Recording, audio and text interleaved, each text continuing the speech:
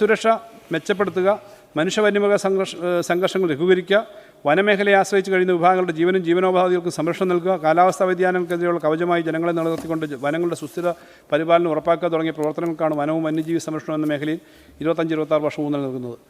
മനുഷ്യ-വന്യമൃഗ സംഘർഷ സംബന്ധമായ വിവരങ്ങൾ യഥാർത്ഥമയം ശേഖരിച്ച് വേണ്ട നിർദ്ദേശങ്ങൾ ഫീൽഡ് തലത്തിൽ നൽകുന്നതിനും പ്രവർത്തനങ്ങളെ ഏകോപിപ്പിക്കുന്നതിനുമായി സംസ്ഥാനതല കൺട്രോൾ റൂം 36 DEOCകളിലും രൂപീകരിച്ചു. മനുഷ്യ-വന്യജീവി സംഘർഷങ്ങൾ ലഘൂകരിച്ച് അതിവേഗം പരിഹരിക്കുന്നതിനായി 24-25 സാമ്പത്തിക വർഷത്തിൽ 48.85 കോടിയാണ് വകയിരുത്തിയത്. ഇതിൽ 21.55 കോടി വർദ്ധിച്ച് 70.4 കോടിയായി ഉയർത്തുന്നു. വന്യമൃഗങ്ങളുടെ ആക്രമണത്തിന് ഇരയായവർക്കുള്ള സഹായമായി 2011-16 കാലയളവിൽ 39.52 കോടിയാണ് വിതരണം ചെയ്യുന്നതെങ്കിൽ 2016-21 കാലയളവിൽ 91.36 കോടി വിതരണം ചെയ്തു. ഈ സർക്കാർ അധികാരത്തിൽ വന്നതിന് ശേഷം ഇതുവരെ 129.51 കോടി രൂപ ഈ ഇനത്തിൽ സഹായധനമായി വിതരണം ചെയ്തിട്ടുണ്ട്. നിലവിൽ പ്രവർത്തിച്ചു വരുന്ന 19 ദ്രുത കർമ്മസേനകൾക്ക് പുറമെ 9 ഫോറസ്റ്റ് ഡിവിഷനുകൾ കൂടി പുതിയ ദ്രുത കർമ്മസേനകൾ രൂപീകരിച്ച് പ്രവർത്തനം ആരംഭിച്ചിട്ടുണ്ട്. ഇതോടെ ആറാൾട്ടികളുടെ എണ്ണം 28ആയി വർദ്ധിച്ചിട്ടുണ്ട്. വനാശ്രിതരായ പട്ടികവർഗ വിഭാഗങ്ങളിൽ നിന്നും 500 പേർക്ക് പുതിയ ബീറ്റ് ഫോറസ്റ്റ് ഓഫീസർമാർ തസ്തിക സൃഷ്ടിച്ച് PSC മുഖേന അവർക്ക് 2023 നിയമനം നൽകി. പ്രവർത്തനക്ഷമമല്ലാത്ത ഫെൻസിങ്ങുകൾ അടിയന്തരമായി പ്രവർത്തനക്ഷമമാക്കുന്നതിന് മിഷൻ സോളാർ ഫെൻസിംഗ് 24 എന്ന പദ്ധതി സംസ്ഥാനത്താകെ നടപ്പിലാക്കിയിട്ടുണ്ട്.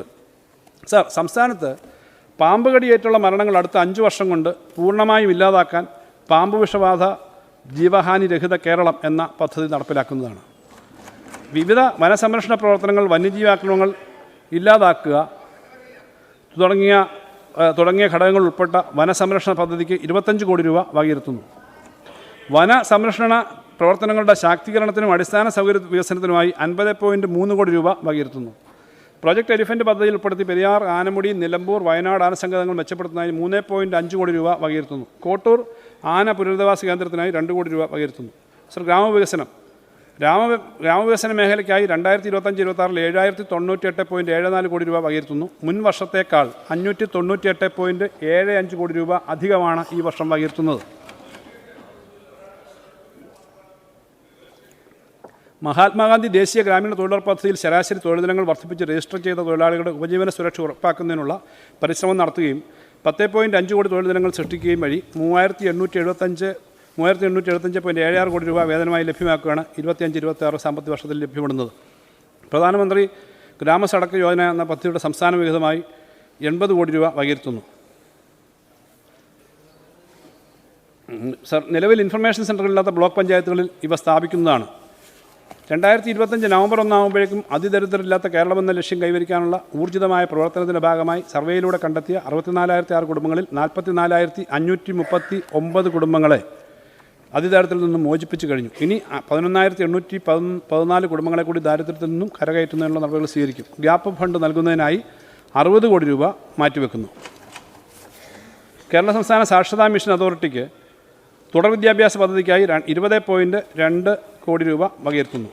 തദ്ദേശ സ്വയംഭരണം. സാർ, എറണാകുളം നഗരത്തിലെ വെള്ളക്കെട്ട് പരിഹരിക്കുന്നതിന് ഓപ്പറേഷൻ ബ്രേക്ക് ത്രൂ പദ്ധതിക്ക് 10 കോടി രൂപ വകയിരുത്തുന്നു. LHD കോംപ്ലക്സ് ഭൂമി വാങ്ങുന്നതിന് നിർമ്മാണത്തിനുമായി 3 കോടി രൂപ വകയിരുത്തുന്നു. കുടുംബശ്രീ മിഷൻ നോഡൽ ഏജൻസിയായി നടപ്പിലാക്കുന്ന ദീൻ ദയാൽ അന്ത്യോദയ യോജന ദേശീയ ഗ്രാമീണ ഉപജീവന മിഷൻ പദ്ധതിക്കും അതിൻ്റെ ഉപപദ്ധതികൾക്കുമായി സംസ്ഥാന വിഹിതമായി 56 കോടി രൂപ വകയിരുത്തുന്നു. കുടുംബശ്രീ മിഷൻ പ്രവർത്തനങ്ങൾക്കായിട്ട് 270 കോടി രൂപ വകയിരുത്തുന്നു. കേരള ഇൻസ്റ്റിറ്റ്യൂട്ട് ഓഫ് ലോക്കൽ അഡ്മിനിസ്ട്രേഷന് നിലവിലുള്ള വിഹിതം വർദ്ധിപ്പിച്ച് 29.32 കോടിയായി വകയിരുത്തുന്നു. കേരള സർക്കാരിൻ്റെ ഗവേണൻസ് പദ്ധതിക്ക് 9 കോടി രൂപ വകയിരുത്തുന്നു. സ്വച്ഛ് ഭാരത് മിഷൻ പദ്ധതിക്ക് സംസ്ഥാന വിഹിതമായി 7.5 കോടി രൂപ വകയിരുത്തുന്നു. സർ, മാലിന്യമുക്ത നവകേരളമെന്ന ലക്ഷ്യം കൈവരിക്കുന്നതിനായി ശുചിത്വ കേരളം പദ്ധതികൾക്ക് വിഹിതം 24-25 25 കോടി രൂപയിൽ നിന്നും 30 കോടിയായി ഉയർത്തുന്നു. സർ, വയനാട് ജില്ലയുടെ സുസ്ഥിര വികസനത്തിനായി ആരംഭിച്ച പദ്ധതിയാണ് വയനാട് പാക്കേജ്. 25-26 സാമ്പത്തിക വർഷത്തിൽ 10 കോടി രൂപ അധികമായി ഉൾപ്പെടുത്തി ആകെ 85 കോടി രൂപ ഈ പദ്ധതിക്ക് പ്രത്യേകമായി വകയിരുത്തുന്നു. സർ, സഹകരണ മേഖലയിൽ തൊഴിലധിഷ്ഠിത പരിപാടികൾ നടപ്പിലാക്കുന്ന വിവിധ സഹകരണ സംഘങ്ങൾക്ക് വായ്പ, ഓഹരി മൂലധനം, പ്രവർത്തന ഗ്രാന്റ്, സബ്സിഡി എന്നിവിടങ്ങളിലായി 21.72 കോടി രൂപ വകയിരുത്തുന്നു. പട്ടികജാതി പട്ടികവർഗ സംഘങ്ങളുടെ കാര്യക്ഷമത വർദ്ധിപ്പിക്കാനായി 7 കോടി രൂപ വകയിരുത്തുന്നു. കാർഷിക ഉൽപ്പന്നങ്ങൾ വാങ്ങുന്നതിന് ഓൺലൈൻ മൊബൈൽ ആപ്ലിക്കേഷൻ വികസിപ്പിക്കുന്നതിനായി 7.5 കോടി വകയിരുത്തുന്നു. സർ, വയനാട് ബ്രഹ്മഗിരി ഡെവലപ്മെൻറ്റ് സൊസൈറ്റിക്ക് പ്രവർത്തന മൂലധനത്തിനും നവീകരണത്തിനുമായി 10 കോടി രൂപ വകയിരുത്തുന്നു. സർ, റെപ്കോയുടെ നവീകരണം, പ്രവർത്തന മൂലധനം എന്നിവയ്ക്കായി 10 കോടി രൂപ വകയിരുത്തുന്നു. ജലസേചനവും വെള്ളപ്പൊക്ക നിയന്ത്രണവും എന്ന മേഖലയ്ക്കായി 25-26 സാമ്പത്തിക വർഷം ആകെ അടങ്കൽ തുകയായി 609.85 കോടി രൂപ വകയിരുത്തുന്നു. ഇത് മുൻ വർഷത്തേക്കാൾ 21 കോടി രൂപ അധികമാണ്. സർ, വൻകിട ഇടത്തരം ജലസേചന പദ്ധതികൾക്ക് 239.32 കോടി രൂപയും ചെറുകിട ജലസേചനത്തിന് 190.96 കോടി രൂപയും വെള്ളപ്പൊക്ക നിയന്ത്രണത്തിന് തീരദേശ സംരക്ഷണത്തിനായി 178.07 കോടി രൂപയും വകയിരുത്തിയിട്ടുണ്ട്. കാടാ കനാലുകൾക്ക് നവീകരണത്തിനായി 14.1 കോടി രൂപ വകയിരുത്തുന്നു. സർ, ഇടമലയാർ ജലസേചന പദ്ധതിക്ക് 30 കോടി രൂപ വകയിരുത്തുന്നു. മൂവാറ്റുപുഴ ജലസേചന പദ്ധതിക്ക് 10 കോടി രൂപയും കരാപ്പുഴ ജലസേചന പദ്ധതിക്കായി 27 കോടി രൂപയും കല്ലട ഇറിഗേഷൻ പദ്ധതികൾക്കായി 10 കോടി രൂപയും വകയിരുത്തുന്നു. കാവേരി നദിയുടെ പദ്ധതികൾക്കായി 77.22 കോടി രൂപ വകയിരുത്തുന്നു. സർ, ബാണാസുര സാഗർ പദ്ധതിക്കായി 20 കോടി രൂപ വകയിരുത്തുന്നു. ചെങ്ങളാർ പദ്ധതിയുടെ കീഴിലുള്ള പട്ടിശ്ശേരി ഡാമിൻ്റെയും കനാൽ സിംഗിളുടെയും ഭാഗമായ പട്ടിശ്ശേരി പദ്ധതിക്ക് 17 കോടി രൂപയായിട്ട് വർദ്ധിപ്പിക്കുന്നു. ഡ്രിപ്പ് ഇറിഗേഷൻ രണ്ടാം ഘട്ട പ്രവൃത്തികൾക്ക് 30 കോടി രൂപ വകയിരുത്തുന്നു.